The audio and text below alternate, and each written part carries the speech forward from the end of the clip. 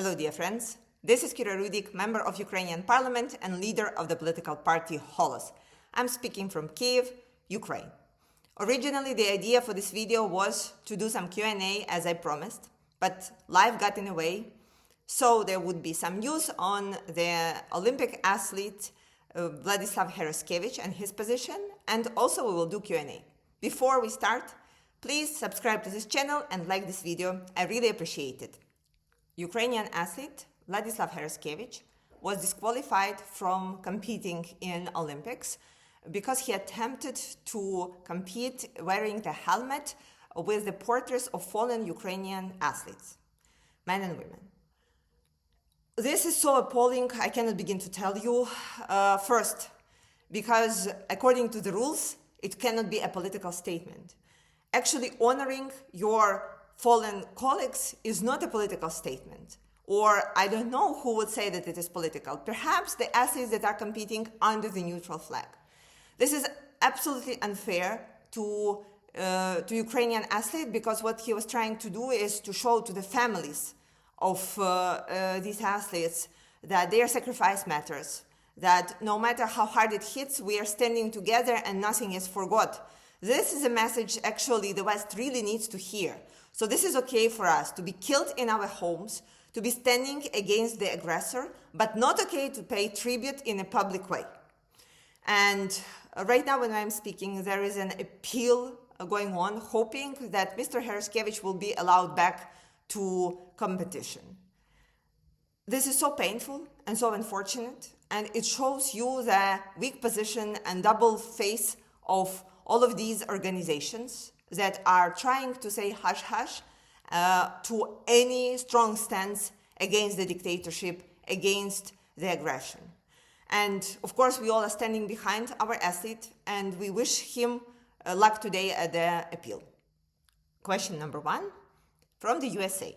Is keeping the Donbas or Crimea more important to Ukraine? Would Ukraine ever honestly agree that past agreements on Ukraine-Russia territorial lines were not fair to Russia to some extent, and some concessions should be given in this regard? The short answer is no. We will never agree that territories that Russia has gained by force is not Ukraine.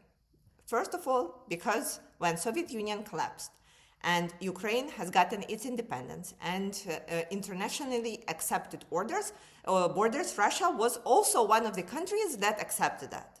Second is because it is our territories where Ukrainian people live.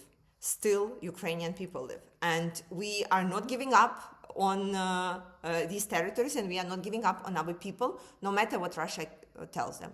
I'm actually obviously triggered by the saying that we're not fair to Russia. Russia is the biggest country territorially. Why would it ever need more land? And why would it ever say that they want more other than going ahead with their idea of rebuilding Soviet Union or Russian Empire? It's just an attempt of a collapsing empire to continue expanding at our cost. And we simply do not agree to do it at our cost. I also urge you to look at it from just a normal human perspective. So after Soviet Union collapses, imagine yourself being a young person living somewhere in Donbas. At that point, it was much easier to move around, so you can choose which country to live in. You can choose Russia or you can choose Ukraine. And for some reason, we don't know, like maybe you have parents there, maybe you have a girlfriend there, you decide that you will live in Ukraine, in Donbas. So you buy an apartment or you buy a small home, you start your bakery or a small business there, you have a wife, you have kids, they go into school.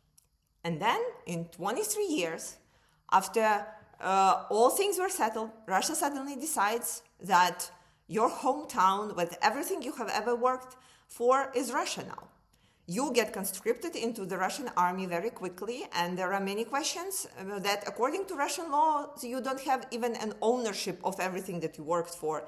So it's not only on the war or geopolitical scale wrong, it's wrong on a very personal level to people who are basically stripped of any of their rights, because I think nobody opposes the fact that Russia is an authoritarian country and not a democracy as Ukraine. And you are moved anywhere where Russia wants you, and from now on they say you should be a Russian citizen. It's just so profoundly unfair and wrong, then why would we ever consider Russia's feelings about it, that at some point it was unfair to Russia? If you name any country, they will tell you that they think that the borders are unfair to them because we live in a continuous history where things in the past were very different.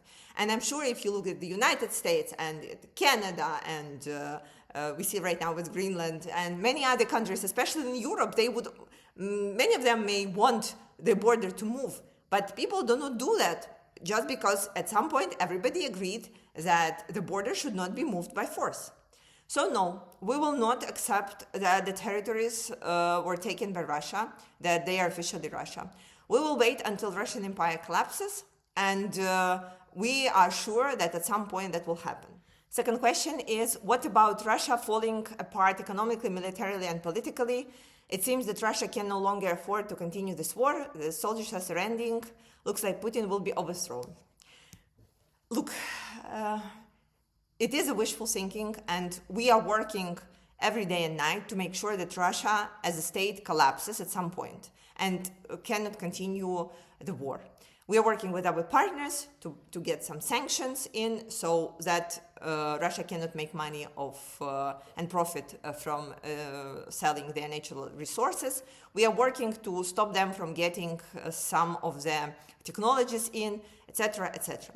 However, we cannot have our strategy planned on Russia collapsing. We should make sure that we find a way to end the war, even if Russia will exist in the way that they are right now. However, I think that the history, and even the recent history with Syria, is showing us that the authoritarian regimes stand very firmly until they fall, and they fall really quickly. So this is the hope that it will happen with Russia. The ideal situation would be for Russia to collapse into many nation states, and we will be happy to have good relations with those new nation states, because Russia right now consists of many nations that were taken also by force. And so the work should be there. However, I do not believe the statements that appear there every day that Russia will collapse very soon, because it shows the world the illusion that you may stop trying right now, and you may not. We should be working until we are there. And I think actually the decisions about stopping trade with India and potential promise by President Trump to impose sanctions on Russia can make this goal appearing faster and delivering faster. And we are really working towards that. Question number 3. Ukraine will never have a functional power grid again during war. How can Ukraine continue war? Russia will keep hitting with the missiles. Repairing impossible. How long can Ukraine really hold out without dependable power generator? Ukrainians were revolt and demand negotiations soon. No. It is very hard right now. However, we are trying to find ways to survive and build a decentralized generation and build smaller stations and something that I cannot comment on publicly, so that we can sustain. Again, for the last 4 years, we have been under the hurdles of war, and we are still surviving. The question has always been, so can Kyiv stand for more than 3 days? Or can Ukraine survive for more than a week? Can Ukraine do this and that? And the answer is always yes. So I think it's good that our enemies underestimate us and hope that we will fail and that there will be disruptions inside Ukraine. Right now we see that people are only getting stronger and standing together. And that should tell you once again that people know what Russia brings. And under any circumstances, they do not want to be part of Russia, to become part of Russia. That I'm absolutely certain of. At the end, I want to share the hilarious statement that I just read somewhere. Is in 2022, they were afraid to send us weapons and they were sending us helmets. And in 2026, they are afraid of our helmets. Thank you so much, and glory to Ukraine.